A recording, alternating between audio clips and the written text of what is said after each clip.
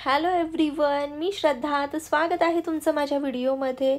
तर मी आज तुमच्यासाठी आय मेकअप ट्युटोरियल घेऊन आलेली आहे आणि मी सलग 10 दिवस वेगवेगळे आय मेकअप सिरीज तुमच्यासाठी घेऊन येणार आहे.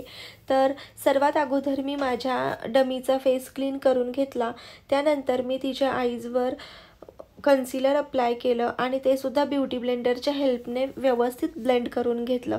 त्यानंतर मी त्यावर लूज पावडर लावली आणि ती सुद्धा व्यवस्थित सेट करून घेतली.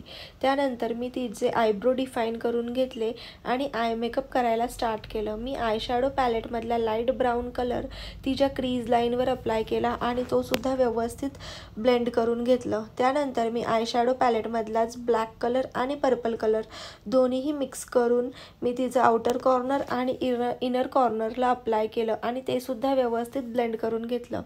आय मेकअप करताना ब्लेंडिंग हा खूप इम्पॉर्टंट पार्ट आहे. जर का आपण व्यवस्थित ब्लेंड केलं नाही तर आय मेकअप चांगला दिसत नाही. मी दोन्हीही आईजचा मेकअप सोबतच करत आहे. त्यानंतर मी शिमर पॅलेटमधला रोज गोल्ड कलर तिच्या आयबॉलवर अप्लाय केला आणि मी फिंगरच्या हेल्पने व्यवस्थित ब्लेंड करून घेतलं. त्यानंतर मी तिला लायनर लावलं. मी थोडंसं लायनर विंग काढलं होतं जेणेकरून आय मेकअप जास्त उठून दिसेल.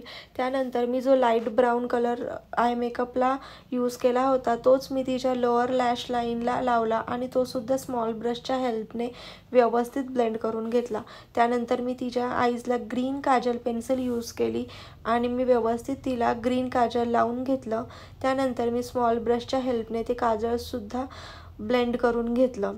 त्यानंतर मी थोडं तिच्या नोजवर हायलायटर लावलं आणि ब्रो बोनवर सुद्धा मी थोडंसं हायलायटर लावलं.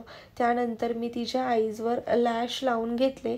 लॅश लावून झाल्यावर आय मेकअप कंप्लीट होतो आणि आईसुद्धा खूप सुंदर दिसतात. तर असा होता माझ्या डमीचा फायनल आय मेकअप लुक. तर तुम्हाला हा आय मेकअप कसा वाटला मला कमेंट करून नक्की कळवा आणि असेच नवीन व्हिडिओज पाहण्यासाठी माझ्या चॅनलला सबस्क्राईब करा. तर भेटूया नेक्स्ट व्हिडिओमध्ये.